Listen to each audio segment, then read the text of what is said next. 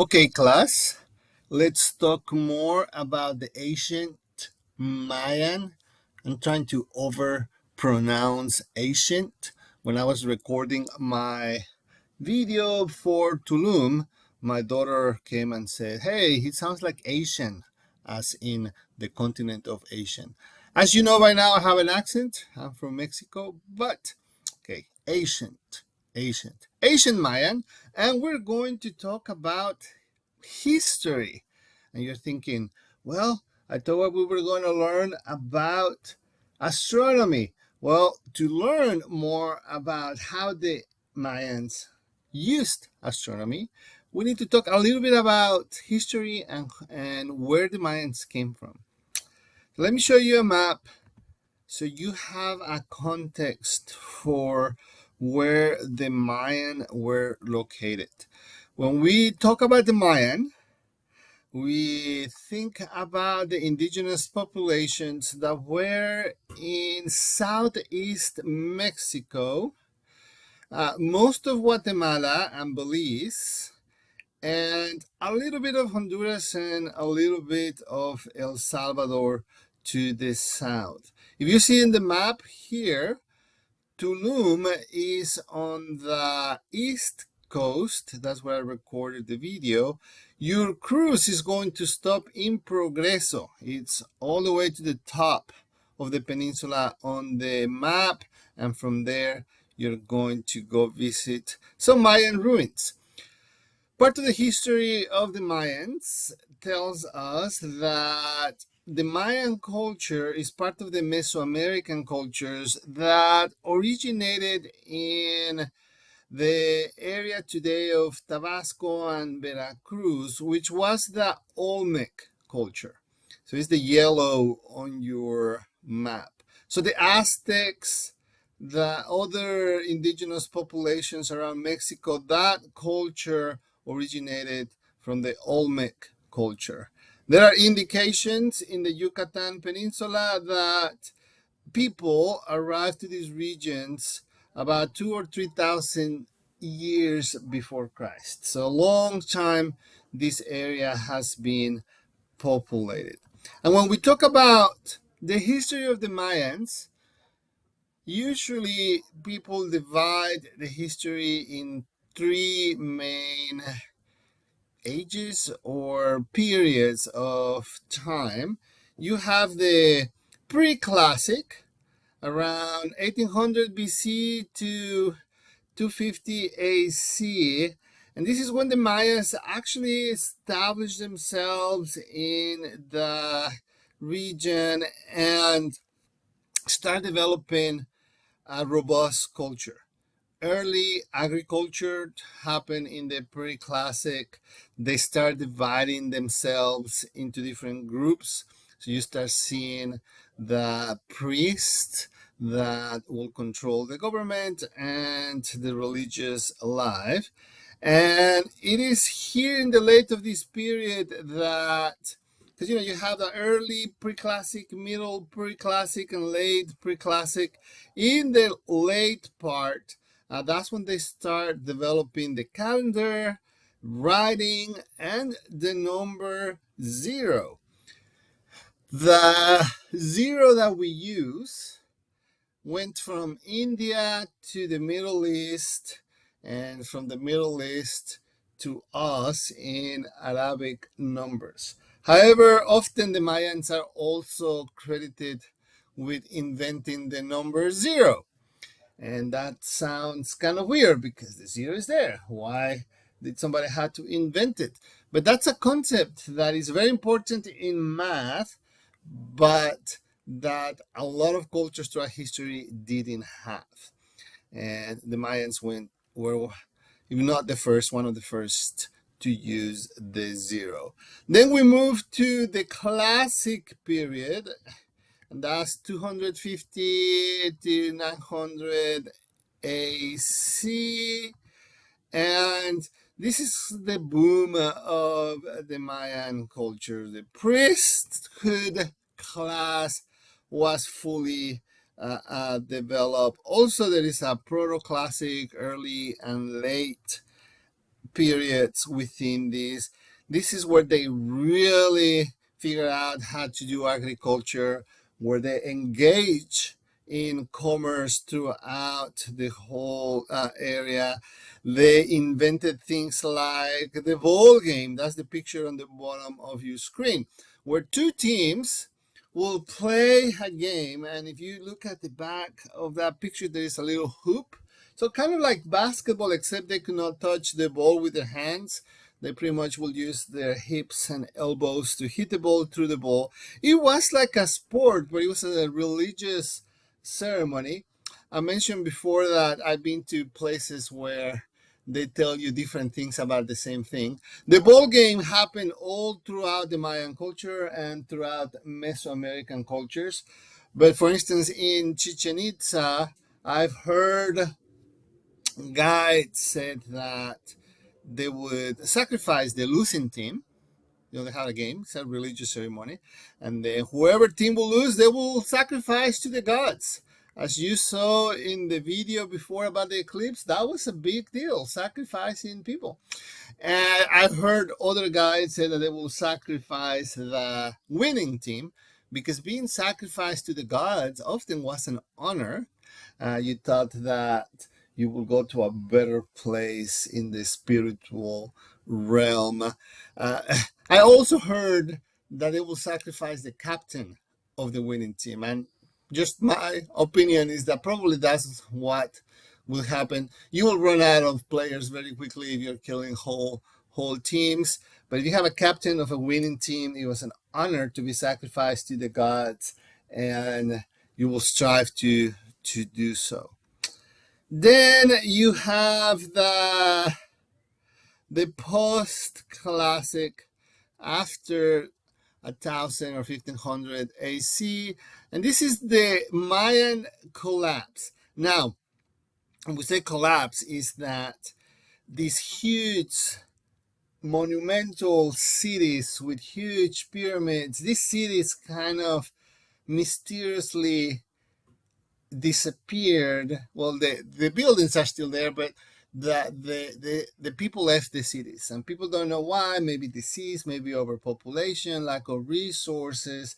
So the Mayans were there until the Spanish came, right? When the Spanish came, they were Mayans around the peninsula. Actually, it took them a lot longer to dominate, to conquer the Mayans, than it took them to defeat the Aztecs in central Mexico. Part of it is, they were decentralized, right? It's not like you go and beat the king and then everybody has to do what you say. It's like they had to be fighting these little towns, this guerrilla style war around the peninsula. But that's the post-classic. Mayan society. The Mayan culture, the social structure was divided by very clear levels of importance within the society, and it usually had to do with your position or what was your job. I mean, that sounds kind of weird, but at the top you have the halal uinik, which is pretty much the king, right? If you go to Egypt, they have the pharaoh. In other places, you go to Japan, they have emperor. In ancient Mayan culture, he was the halal eunuch. He and his family, he was the king, he was in charge. The very next level were the priests, and the priests control the ceremonies, the priests control society. You can think about the priests as priests and judges, and pretty much they were in charge of how these cities were built. The next level were the warriors, the people that will go and fight the wars for the Lach eunuch, and they were very important in many places in Mesoamerica. They had wars, yes, to conquer other places, to get taxes, to settle disputes, but also because the importance of human sacrifices. Sometimes they didn't have enough people to sacrifice, so they will go to another town and they will say, hey, let's have a little war, and we capture people, and then we have more people to sacrifice. I read somewhere that that is one of the reasons that the Spanish were able to conquer the Aztec is that they were often used to wars where people will die, but their objective was to capture people. So the Aztecs are trying to capture Spanish, and the Spanish come with guns, and that's not an even war by weapons, by strategy, and all that. Then you have the merchants. Next level, they're the ones traveling, they're the ones selling and getting goods from around the Mayan world. And all the way to the bottom, you have the people. And they were uh, not as important. Actually, I keep talking about Tulum, but I was there yesterday. Tulum is a walled city, so it has a wall all around the city. And it did work as protection against invaders, but also it was a divider between the important people and the rest of the people. So all the lower class people will live outside the walls, and all the priests and government and warriors will live inside. That's how their society was divided. We keep talking about priests. Priests in the Mayan culture were very important. And I showed you this picture before. A lot of people say, hey, it looks like a spaceship. That shows and proves that the aliens help all these people build these pyramids, but that's not the case. The picture that you see is the world view of the Mayans. And the structure that you see towards the middle and cutting across is a tree. It's a ceiba tree. So it's a very, very common tree in this area. So the Mayans believe that in the top of the tree were the heavens, where the gods live, and they have a god for everything. So it was a polytheistic culture. Then the branches of the tree are kind of the coordinates, north, south. This is the world where we live. And then in the bottom, it was the infra world. And it's not like our worldview where we think, where we believe that heaven is where good people go and hell is where bad people go. In this worldview, the heavens is where the gods live. We live on earth, and when we die, everyone goes to the infra world, so the underworld. And there were different levels depending on who you were and how important and how good you were and all that.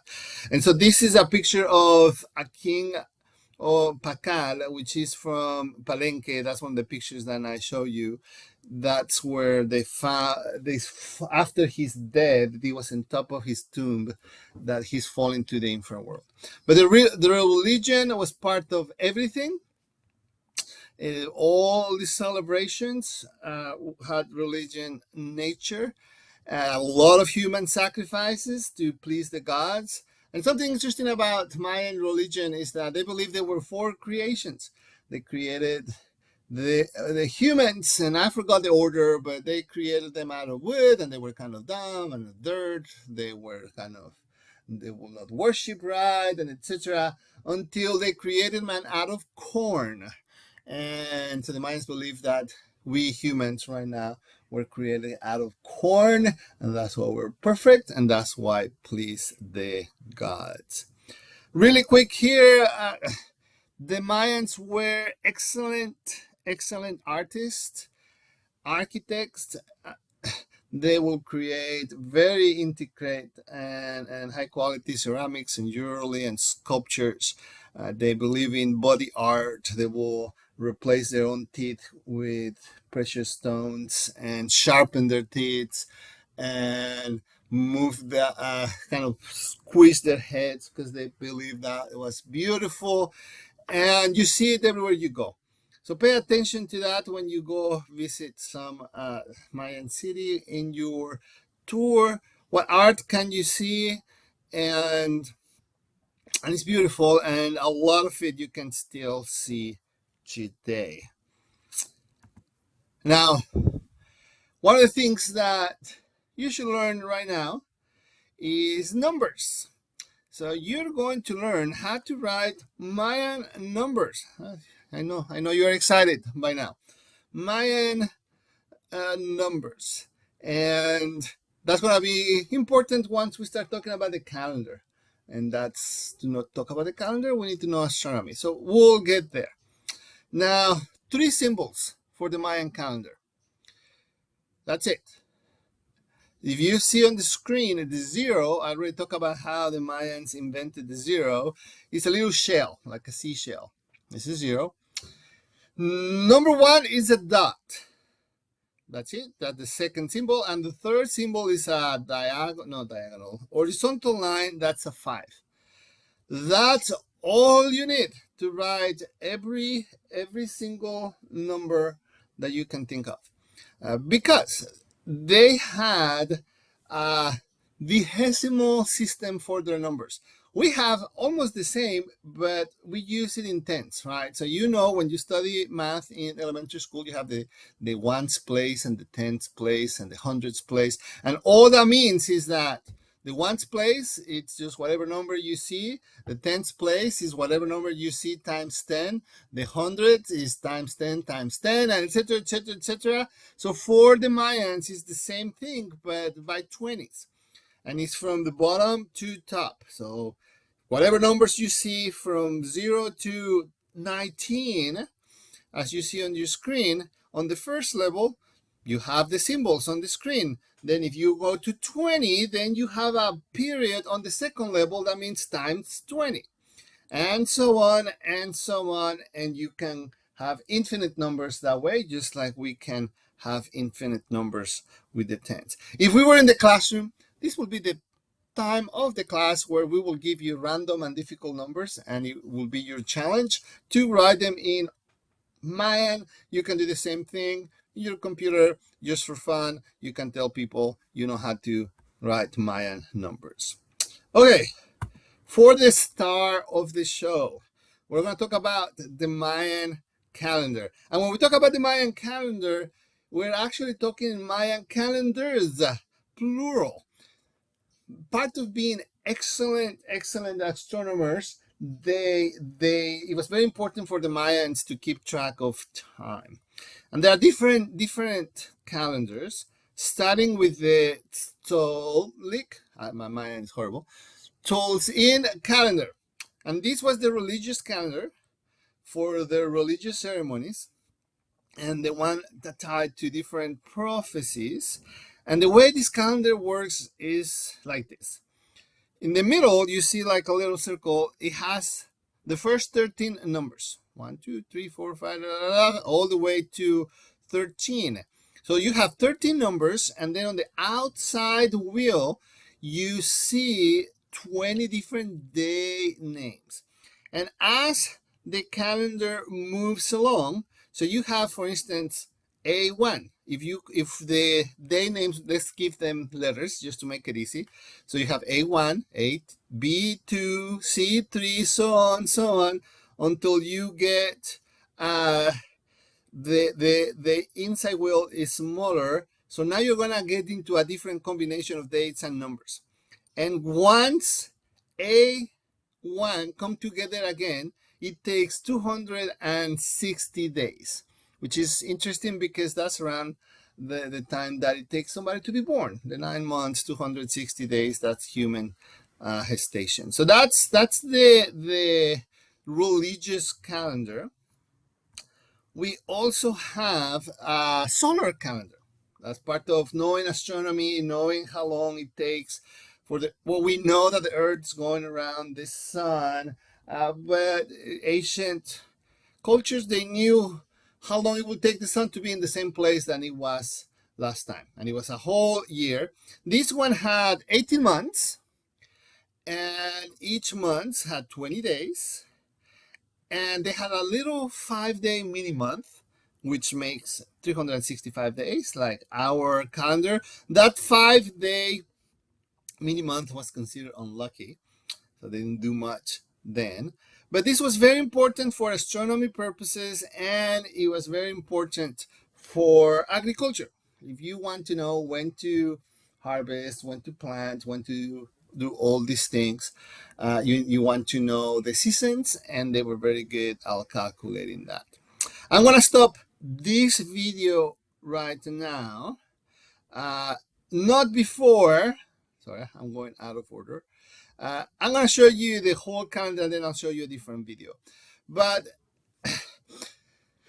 if you see the picture on your screen, you see how these calendars are combined. And I'm going to show you a video where you can see that combination. But if you see in the bottom, there are specific days, and they call those skins. And they have different symbols that they could use. So you see the columns, they go together. Then they have those months that we talk about, those skins, those months, and they have different months, 20 different days in a month. So if you're in a month, specific month, then you have the days there. Then the next level were the months. So sorry, I was doing it the other way around. So these are the 20 days. Okay, let me go back down. The day and the 20 days, the number and the names of the first calendar that I showed you. That's what it was. Then it was here the month that I showed you in the second calendar with the 20 days. So you see how all these compounding together, it's a complicated effect. And then they have cartoons, which were like eras or significant periods of time, the 144,000 days. So once you put all of these together, you get a cycle that lasts 5,126 years. One of these cycles ended in 2012. And that's why somebody said, hey, this cycle is going to end. So the world is going to end. Wrote a book and became famous. I know this is kind of complicated. Remember, this is the day with the numbers on the first calendar and the days on the first calendar. We have here the months of the second calendar that I showed you and the days of the second calendar that I showed you.